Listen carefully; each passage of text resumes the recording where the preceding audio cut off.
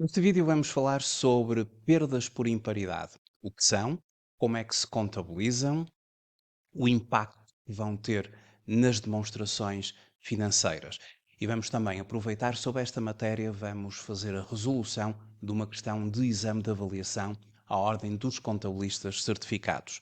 Quero começar por lhe agradecer o facto de estar a visualizar este vídeo. Sejam muito bem-vindos à Certiform Escola de Formação Prática.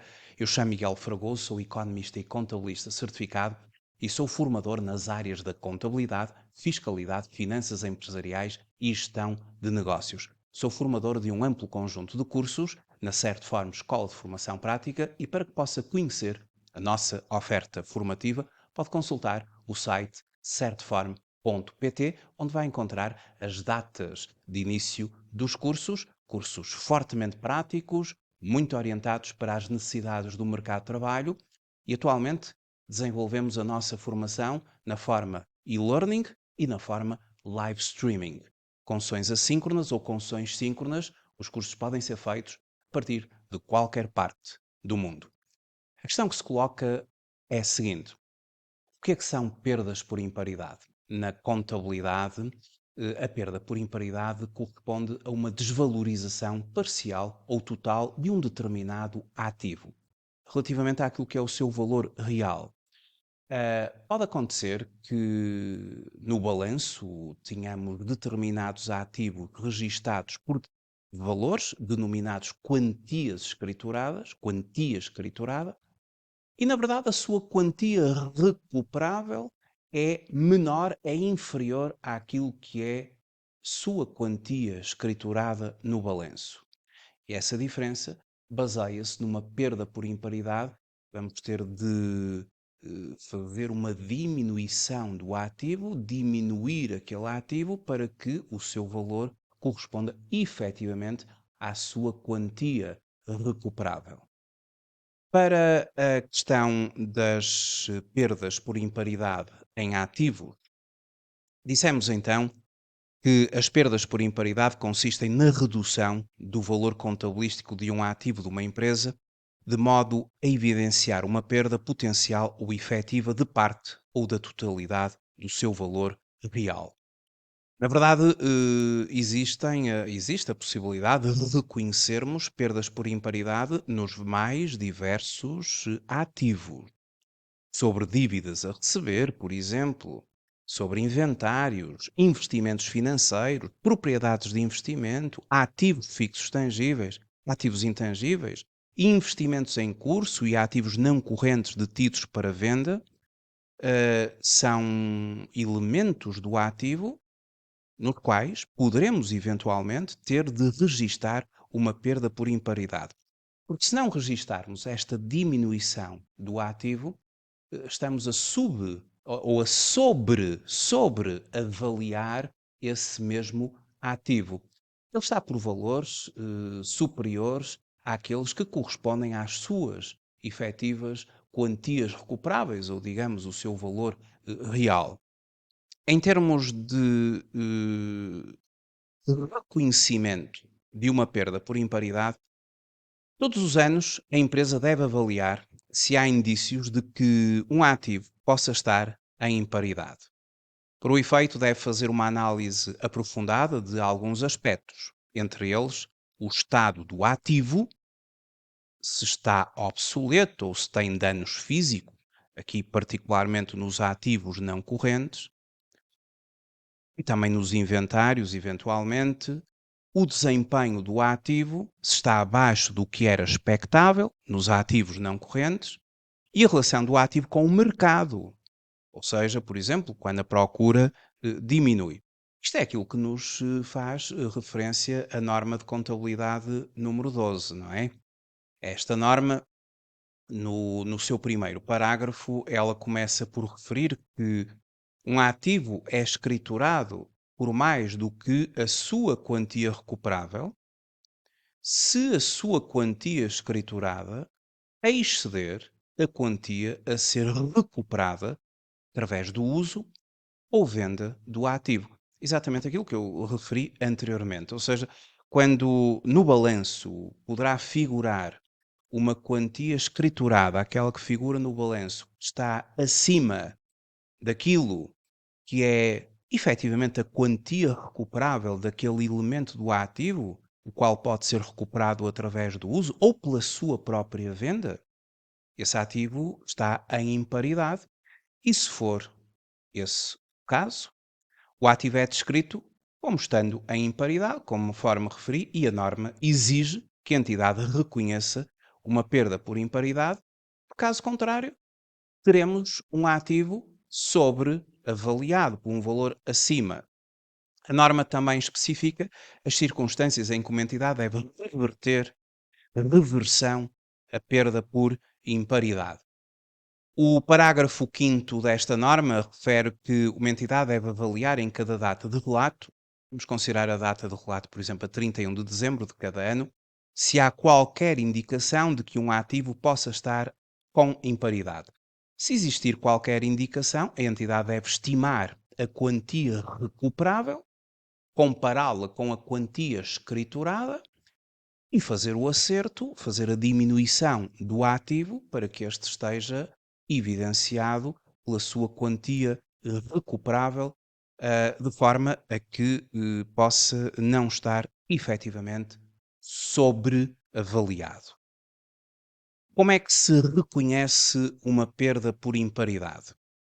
As perdas por imparidade, elas são reconhecidas, regra geral, debitando uma conta de gastos, que é a conta 65, e creditando uma diminuição daquele ativo no qual está a ser reconhecida a perda por imparidade. E agora vai depender do ativo. Se for um cliente, credita-se a conta 219. Se for, por exemplo, uma perda por imparidade em inventários, debita-se a conta 652 e credita-se a conta 32, ou 33, ou 34, ou 35, terminando em 9, em função do tipo de inventário que estamos a trabalhar. Em investimentos financeiros, debitamos a conta 6513 e creditamos a conta 419. Em propriedades de investimento, debitamos a conta de gastos 654 e creditamos a conta 429, diminuição do ativo. Em ativos fixos tangíveis, debitamos a conta 655, conta de gastos, e creditamos a conta 439. Em ativos intangíveis, a 656 será debitada e a conta do ativo será creditada, registando-se assim a sua diminuição através da conta 449. Em investimentos em curso, debitar a conta 657 e creditar a conta 459. Em investimentos não correntes detidos para venda, debitar a conta de gastos 658 e creditar a conta 469.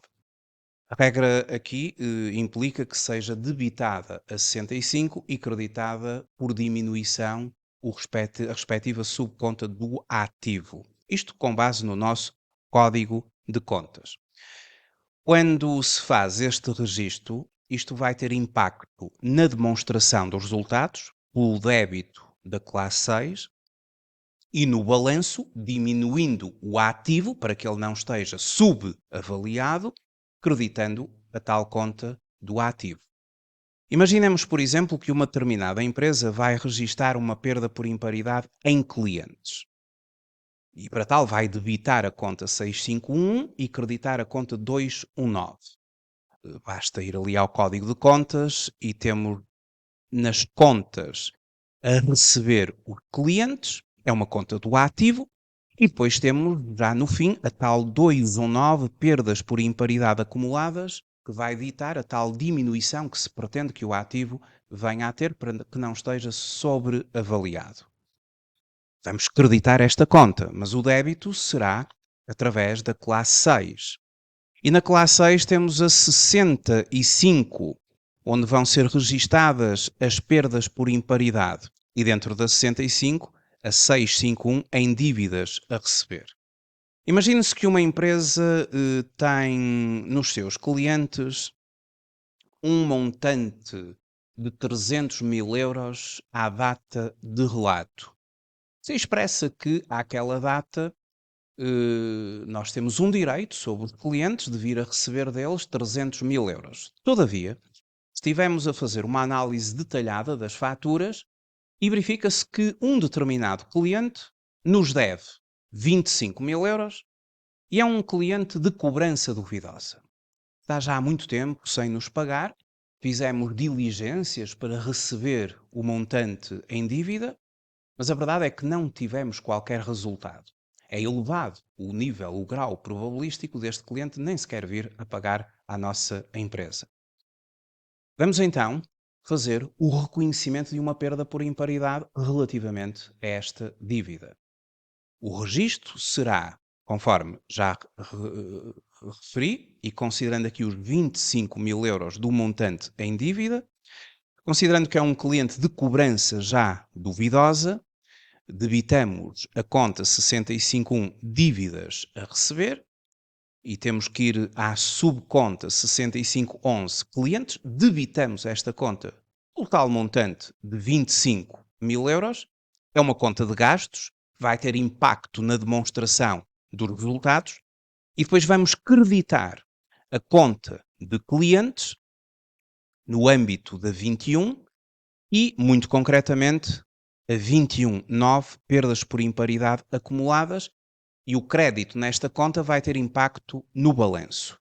Ou seja, em termos deste registro contabilístico, o débito na conta 6511 provoca um impacto na demonstração dos resultados da empresa. É um gasto do período, nomeadamente nas imparidades de dívidas a receber, e vamos aqui provocar um gasto que provoca uma diminuição dos vários resultados contabilísticos da empresa. Estes 25 mil euros de gasto provocam diminuição no EBITDA, no EBIT, posteriormente no próprio resultado líquido do período, no próprio imposto da empresa. Como é o resultado líquido do período que faz a ligação ao balanço da empresa, e o resultado líquido do período é uma das componentes do capital próprio da empresa, vem refletido também uma diminuição no capital próprio da empresa em função da diminuição que o resultado líquido do período teve. O resultado líquido do período é uma componente do capital próprio da empresa. Portanto, verifica-se uma diminuição aqui do capital próprio, pela via da diminuição do resultado líquido, e uma diminuição do próprio ativo, porque ele estava, pela sua quantia escriturada de 300 mil euros aqui no nosso balanço, e agora, através desta perda por imparidade, provocou-se uma diminuição do respectivo valor em 25 mil euros. Portanto, aquilo que é recuperável para já destes clientes corresponde tão somente a 275 mil euros. Ou seja, se mantivéssemos lá os 300 mil euros, se eventualmente não tivéssemos registado esta perda por imparidade, tínhamos sobreavaliado tanto o ativo da empresa, que estava por um valor superior, em clientes, e tínhamos também sobreavaliado o próprio capital próprio, porque estava por um montante superior, não tinha havido aquela diminuição dos resultados contabilísticos. Este lançamento provocou uma diminuição do ativo e uma diminuição do próprio capital próprio da empresa e, claro, na demonstração dos resultados, um aumento dos gastos do respectivo período. Aumentando os gastos, diminuem os resultados, diminui o resultado líquido, diminui o capital próprio, não é? Porque faz o resultado líquido, faz a ligação, como já referi, ao balanço da empresa na área do capital próprio pela via do resultado líquido do respectivo período. É o elemento, é o elo de ligação entre demonstração dos resultados e balanço. Mas podem ser reconhecidos vários tipos de perdas por imparidade. São, nomeadamente, perdas por imparidade sobre dívidas a receber, exemplifiquei agora a questão dos clientes, mas podemos, por exemplo, ter de reconhecer perdas por imparidade sobre inventários, eventualmente inventários que perdem validade, perecíveis, ou não é vendido em tipo útil, a sazonalidade, vender abaixo do preço de custo, Ou seja, quando tivemos um preço de custo e vamos vendê-lo por um preço de venda abaixo desse preço de custo. Essa diferença será reconhecida como uma perda por imparidade. Mas podemos também ter perdas por imparidade, nomeadamente nos ativos não correntes, sejam eles fixos tangíveis, sejam intangíveis.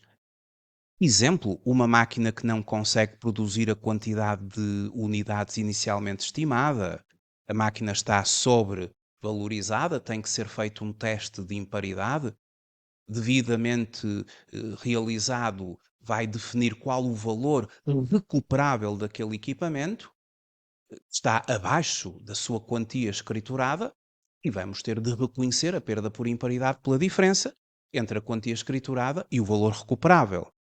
Uma máquina que deixa de produzir as unidades estimadas por decisão de gestão e não é adaptável a outro produto e a máquina torna-se obsoleta. Existem outros exemplos, por exemplo, ao nível do software, dos ativos intangíveis. Um software de faturação que deixa de estar certificado e não pode ser utilizado por disposição legal. São alguns exemplos que nos vão exigir o reconhecimento de uma perda por imparidade, porque caso contrário, todos estes ativos que eu acabei agora de identificar, eles estão sobreavaliados, estão registados no próprio balanço por um valor mais alto do que aquele que corresponde à sua quantia recuperável. Agora vamos fazer uma questão de exame de avaliação à Ordem dos Contabilistas Certificados do dia 24 de fevereiro de 2024. Trata-se da questão número 27. O contabilista certificado da Aumento e Valor S.A., ao comentar o último balanço aprovado, considerava que o ativo e o capital próprio se encontravam sobreavaliados, por valor superior, não é? Perante este comentário, qual das situações a seguir descritas poderá justificá-lo? A linha A. Não reconhecimento de imparidade em dívidas de clientes. Correto. Que não reconhecer uma imparidade em dívidas a clientes é manter tanto o ativo como o capital próprio acima do que aquilo que corresponde ao seu valor real, entre aspas, e, portanto, existe efetivamente uma sobreavaliação caso não seja registado. Demonstramos isto ainda agora, através do balanço e da demonstração dos resultados. A questão A está correta, mas vamos ver as outras. A linha B. Não reconhecimento de um adiantamento efetuado a um fornecedor. Se não reconhecermos um adiantamento efetuado a um fornecedor, estamos a deixar de contabilizar um ativo. Porque adiantamentos a fornecedores são, para a empresa, ativo. Os fornecedores pertencem ao passivo. Mas, efetivamente, fornecedores correspondem a dívidas que nós temos perante os fornecedores à data de relato.